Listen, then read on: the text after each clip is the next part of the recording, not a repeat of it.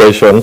The Ngrannam Ruga settlement is the first one that was launched in the state. We have 3 similar settlements in the state, one from the southern part of the state and the other in Imurgu, a village in Askra local government. And also we have another one in Gubio local government area.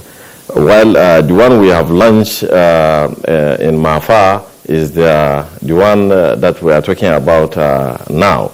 We made a lot of provisions, and we looked at the population of the displaced, pastoralists in that locality in the Mafa local government area. We have about 18 villages that were displaced, and mostly the population of Borno state, we are farmers, both crop and livestock farmers. And if you look at it, Borno state is the second largest state in Nigeria.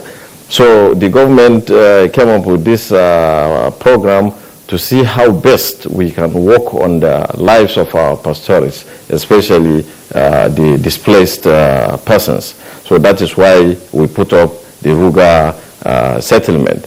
And also we made a lot of provisions for their housing, for the clinics, and both veterinary and healthcare facilities provided, and also a school is being provided in the settlement.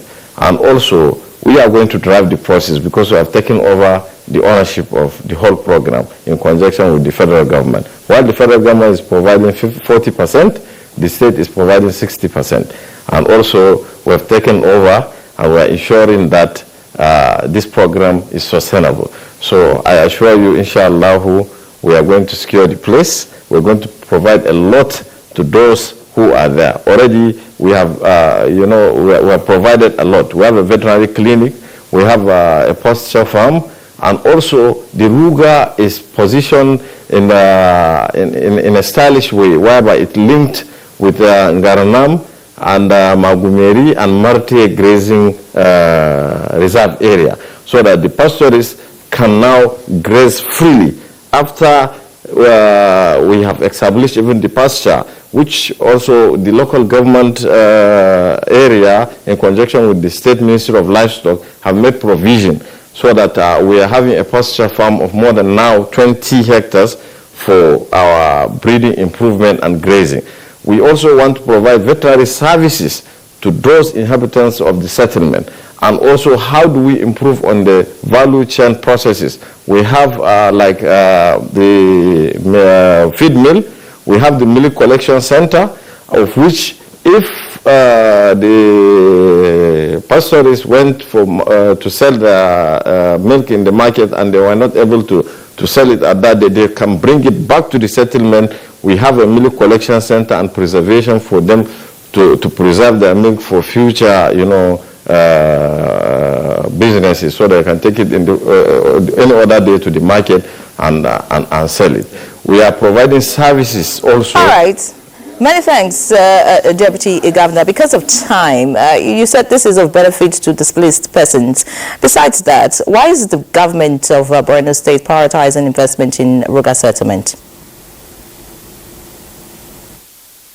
The displaced people, as I mentioned earlier, they are pastoralists and crop farmers. So, and they are indigenous of our state. If you look at it, we are trying to diversify the livestock, business in the state. So this Ruga settlement is one of our plans. The next one is the part of the value chain. We have the agro-processing zone. We are going to provide like a guaranteed offtake to all the livestock farmers in our state and other stakeholders in the livestock, business, so that at the end of the day, we'll be buying from them and process it and even export it outside. That is the major reason we want to improve and diversify on the livestock business in Borno State. All right. You already mentioned security being, on the mind of the government. Can you tell us how you intend to secure, this facility against all forms of threats in the face of security challenges affecting the zone? The settlement, where we had a lot of, consideration before even putting up the settlement. What we do, Borno State, as the epicenter of insurgency, we have been resettling a lot of, villages. So this one is still part of our resettlement process and recovery system in the state. What we do is we have a security team comprising of the governor, the theater commander, and other head of security agencies. They have to certify areas before we go and resettle people. So it's a lot of process, but we are determined to resettle our people. And as we are doing it, we take into consideration the displaced people, the displaced communities, and whatever we are going to do in our resettlement process, we make sure we make provisions for those people who are resettled back into their ancestral home to have a life, to have a source of livelihood. So we consider what do they do, and that is why we prioritize before resettling these people.